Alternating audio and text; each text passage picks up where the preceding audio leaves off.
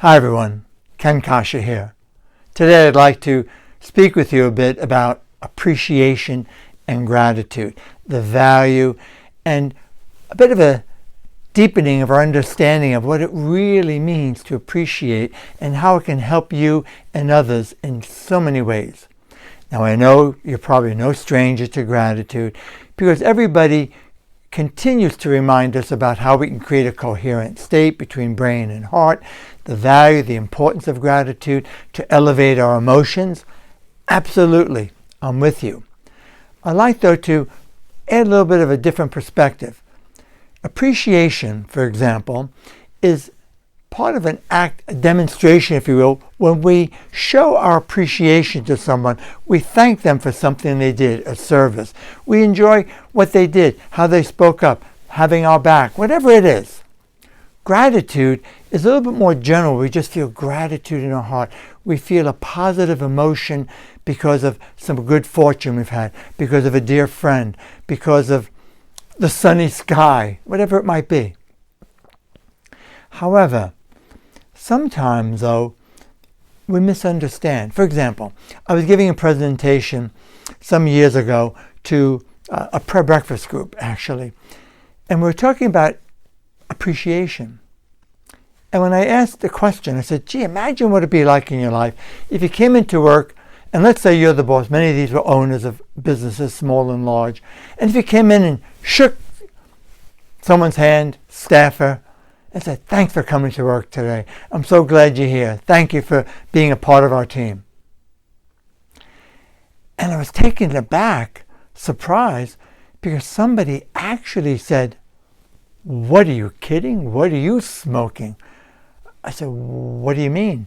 He said, you're asking me, suggesting I should come into work and thank staff for coming to work, for me giving them the money that I give them, the salaries, the incentives, etc. And it was so cool. Everybody in the room said, yes! I couldn't have timed it better. Think about that.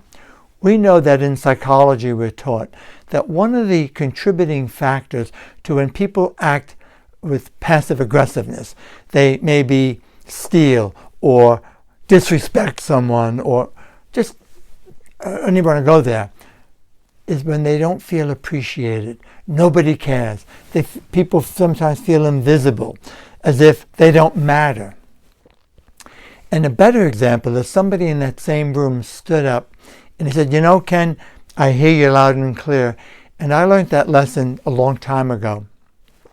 He said, I was on the road and I was waiting to visit with a client, and I was in the area sitting down, and the administrative assistant was amazing. And I was in awe of how this woman happened to be, it seemed like, running the show. She didn't miss anything. And she was so caring. And even though she was so busy, she made sure that I was comfortable. The person her boss, waiting to meet, was running late. And she made sure I was comfortable. And I listened to her on the phone. And I thanked her. I said, boy, you're really amazing. And she said, thank you. And then I felt guilty, he said. So what do you mean? He said, because I have a staffer at home who is sort of like my right arm, excuse me, and I've never taken the time that I can remember, it's been a long time, to just thank her. And she, much like this person here, is running the show for me. Here I am gone. So I made a commitment that as soon as I got back to the office, I was going to thank her. And I turned to her, I said, thank you so much for coming to work. You know, I want you to know you mean so much to me. I am so appreciative, so fortunate to have you on my team. And she broke out in tears and she started crying.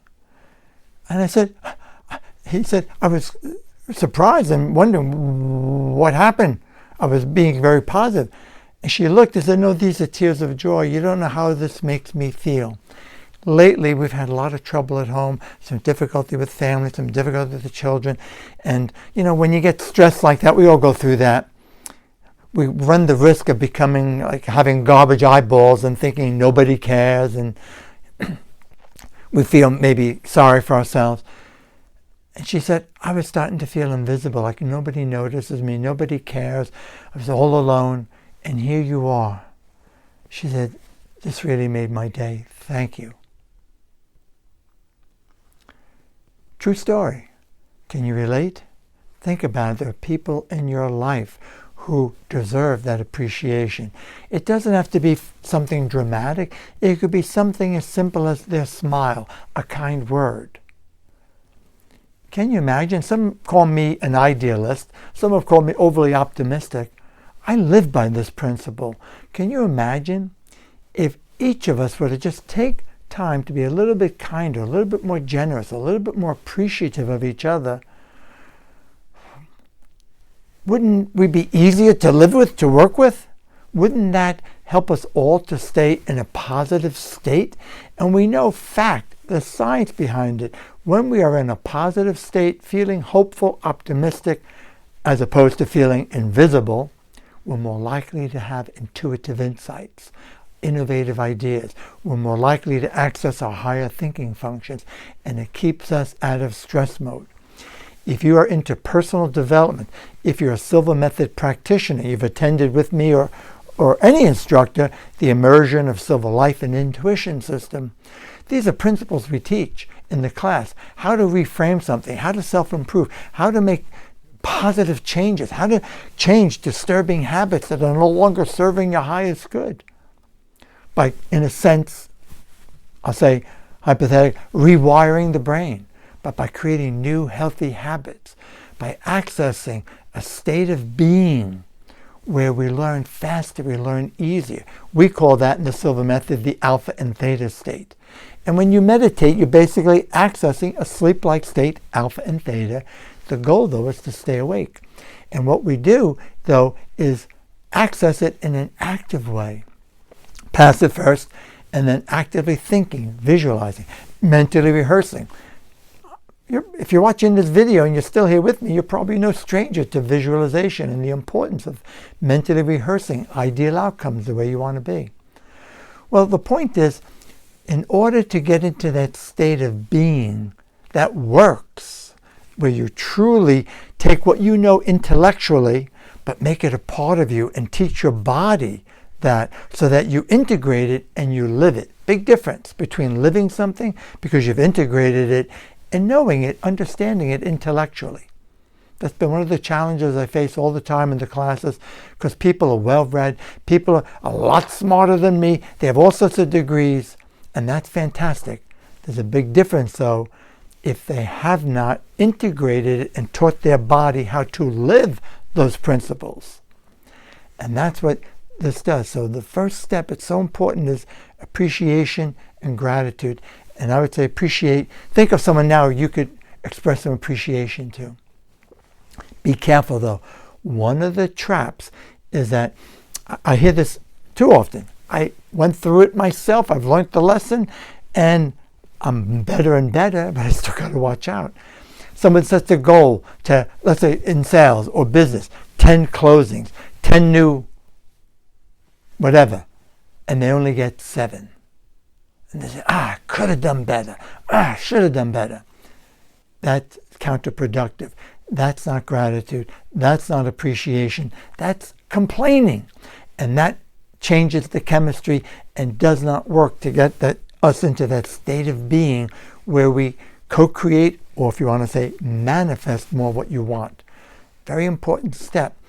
So there's a saying, dream big and start small. I believe in that. Why is that important? Because if people dream big and they act big and they take huge steps, like somebody wants to manage their weight, say, in the next 30 days, I'll make something up, excuse me, I'm going to take off 50 pounds. First, that'd be unhealthy. It's too risky.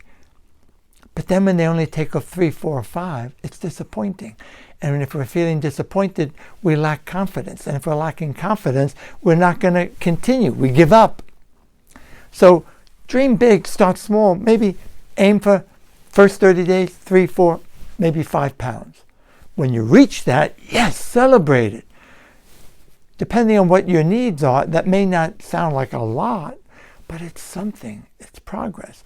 If you set a goal to improve by 10%, 50%, and you only improve 1%, you still improved, you're making progress. Or maybe you just sustained where you're at and you didn't go backwards, you didn't lose anything. That's still very positive because you're maintaining, you're sustaining where you're at. I invite you, I encourage you, I urge you, in fact, pay attention to that. Pay attention to your inner dialogue. If you're going to sleep at night and thinking, I should have done this, I should have done that, no wonder we have restless sleeping. No wonder we have trouble getting to sleep. Because what we're doing inadvertently is we're mentally rehearsing what we don't want. So here's a little tip for you that can be a game changer. When you go to bed at night, count your blessings. Any progress, even if you only made itty-bitty progress, let alone huge progress, be thankful. Whatever your spiritual persuasion is, thank the universe, thank God, thank Source, thank your mother, thank your boss, whoever. Just be appreciative. So we're moving into a time when I hope that sincerely people are not just doing this during certain times of the year, holidays. It's a daily practice. When you make it a daily practice, you'll feel better, you'll be more optimistic, you'll solve more problems, you'll have more joy in your life. So remember, my friends, you're far better than you give yourself credit. You've got this. And if this is resonating with you and you find it of value, please share it with somebody else. If you haven't already subscribed to my channel, my YouTube channel, or follow me on social media, I'd be honored. And therefore you'd be kept up to date with videos as they're released. You'll be the first to know, and special announcements. So thank you for listening.